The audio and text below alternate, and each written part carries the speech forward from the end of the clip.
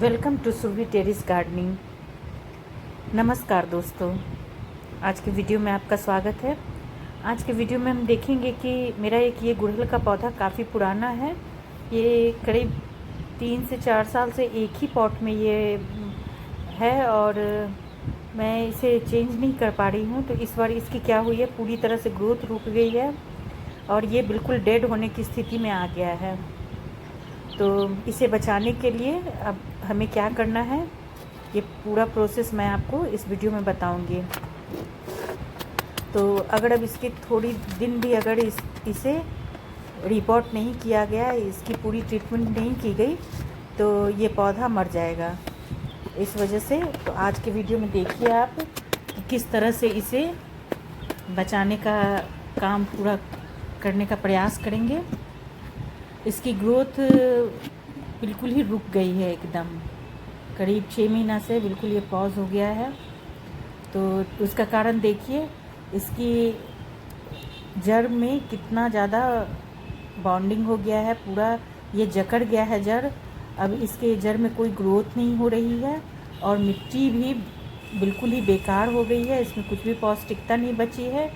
खाद देने का भी कोई फ़ायदा नहीं हो रहा है, इसमें किसी भी प्रकार का फर्टिलाइज़र इसके जड़ों तक नहीं पहुंच पा रहा है, क्योंकि मिट्टी बिल्कुल ये जकड़ गया है पूरी तरह से। तो अगर जड़ अपनी ग्रोथ नहीं लेगा तो पौधा कैसे ग्रोथ लेगा। इस कारण से इसे क्या करेंगे, सबसे पहले तो इसकी जड़ों की प्रूनिंग करनी है। इसे बिल्कुल हार्ड प्रूनिंग इसकी करनी होगी और इसकी मिट्टी को चेंज करना होगा। अब इसमें हम दूसरी मिट्टी डालेंगे। वैसे तो अगर मतलब समय होता तो इसी मिट्टी को सुखाने का काम करते, पर अभी इस समय बारिश हो रही है तो इसे बाद में सुखाएंगे। इस मिट्टी को रिचार्ज फिर से बाद में करेंगे। अभी दूसरा फ्रेश मिट्टी इसमें डालकर और खाद के साथ इसे, तो ये काफ़ी ही मेहनत का काम है, बहुत हार्ड काम है। इस वजह से मैंने इतने दिनों तक इसे अवॉइड करके रखा था, पर अब इसकी ग्रोथ बिल्कुल रुक गई थी, लास्ट टाइम था। तो इस वजह से मुझे इस पौधे को बचाने के लिए ये, क्योंकि इसे करने का भी एक समय होना चाहिए। बहुत ज़्यादा गर्मी में या बहुत ज़्यादा ठंड में हम ऐसा नहीं कर सकते हैं, नहीं तो पौधा शौक में आ सकता है।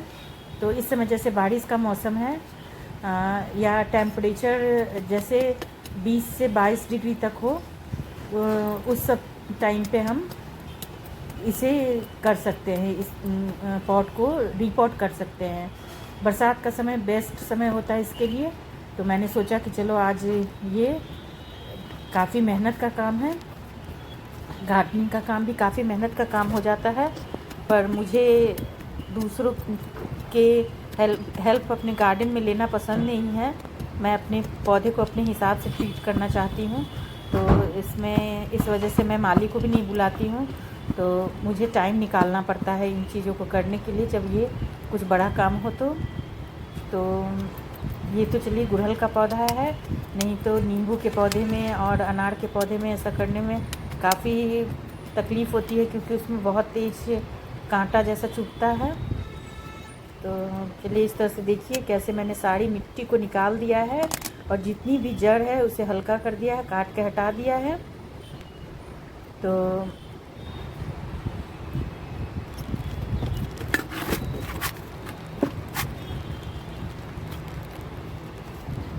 अभी क्या कर रहे हैं, इस मिट्टी को अभी मैं यूज़ नहीं करूँगी, क्योंकि इसे अब धूप में दिखाकर पूरी तरह से इसका रिचार्ज करना है। इसमें अच्छी तरह से खाद, फंगिसाइड ये सब मिला के इसे रिचार्ज करना होगा।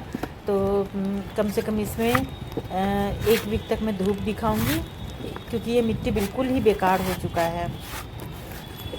तो इसे मैं फिर से उसी पॉट में, क्योंकि मैं अब ये पौधा बड़े पॉट में लगा रही हूँ। तो ये 14 इंच का पॉट था पहले जिसमें मैंने लगाया था, अब मैं इसे 20 इंच के पॉट में ट्रांसफ़र कर रही हूँ। तो इसमें मेरा मिट्टी भरा हुआ था इस पॉट में। इसमें काफ़ी दिनों से पौधा मैंने कोई नहीं लगाया था, यूज़ नहीं मिट्टी। ये देखिए इसकी मिट्टी में मैंने नीचे गार्डन वेस्ट और किचन वेस्ट डाला था, तो वो भी बिल्कुल पूरी तरह से डिकम्पोज्ड हो चुका है। तो इसे अच्छी तरह से मिला देते हैं। और इसमें और भी हम थोड़ा सा गोबर का खाद मिला रहे हैं, काउडंग कंपोस्ट, और मिलाकर इस मिट्टी को पूरी तरह पौष्टिक बना देते हैं। तो ये देखिए, मैं लोकल गोबर का खाद मंगवाती हूँ, मुझे एक माली भैया है वो देकर जाते हैं, तो मैं इसी का उपयोग करती हूँ, मैं मार्केट से नहीं लेती हूँ। ये अब तक तो मेरे पौधों के लिए काफ़ी अच्छा रह रहा है, तो मैं यही यूज़ करती हूँ। तो इसे अच्छी तरह से मिट्टी में हम मिला देंगे। ये थोड़ा सा फंगीसाइड डाल देती हूँ ताकि जो भी जड़ों में जो भी बीमारी फैली हुई है वो सब ठीक हो जाए और मिट्टी भी ये पूरी तरह हेल्दी रहे। आप चाहें तो इसमें नीम खली भी डाल सकते हैं। अब इसके बाद क्या करना है, मिट्टी मेरा पूरी तरह से तैयार हो गया है। अब पौधे को थोड़ा पौधे में जो भी वाइट बग्स इसमें बहुत ज़्यादा लग गया था इस पौधे में, तो उसे थोड़ी सी उसकी सफाई कर दी जाए।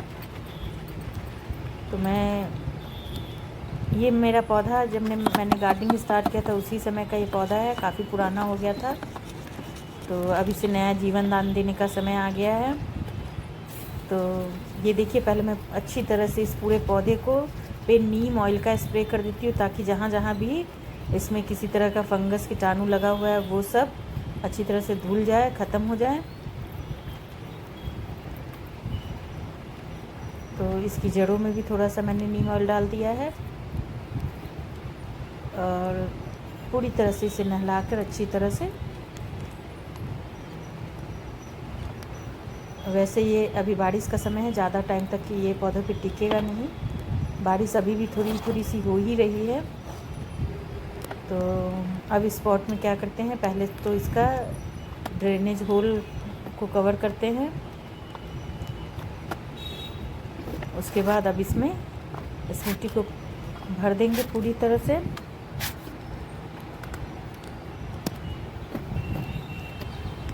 पौधे की भी थोड़ी सी हार्ड प्रूनिंग करनी है। ये देखिए किस तरह से जाल की तरह पूरा बंध चुका था ये, इसके कारण से इसकी ग्रोथ बिल्कुल रुक गई थी। ये देखिए, मैंने नीचे से उतना साफ़ किया है, फिर भी देखिए ये ऊपर की साइड में इतना जड़ आ गया था और पूरी तरह से ब्लॉकेज हो गया था इसमें जड़ों का। तो अब जड़ जब न्यू ग्रोथ लेगा तो इससे पूरा स्पेस भी मिलेगा। तो इस तरह से देखिए मैंने इसकी पॉटिंग कर दी है। अब थोड़ा सा पौधे की भी हार्ड प्रूनिंग कर देते हैं, जो भी बेकार ब्रांच है उसे हटा देते हैं। तो ये इस जगह से एक ब्रांच मेरा काफ़ी है वो बिल्कुल बेकार हो चुका है, ऊपर का ब्रांच, तो आपको खुद ही देखने से लगेगा कि वहाँ की ग्रोथ बिल्कुल रुक गई है। तो ये काफ़ी मोटा डाल है, इसे हटाने में काफ़ी मेहनत होगी। मेरा कैंची थोड़ा छोटा है, प्रूनिंग का कैंची, तो इसे मुझे पहले ही काट लेना चाहिए था लगाने से पहले, पर कोई नहीं है, अभी भी मैं इसे देखिए किस तरह से पूरा ग्रोथ रुक गया था और ये एकदम बेकार हो गया था डाल। तो इसमें और भी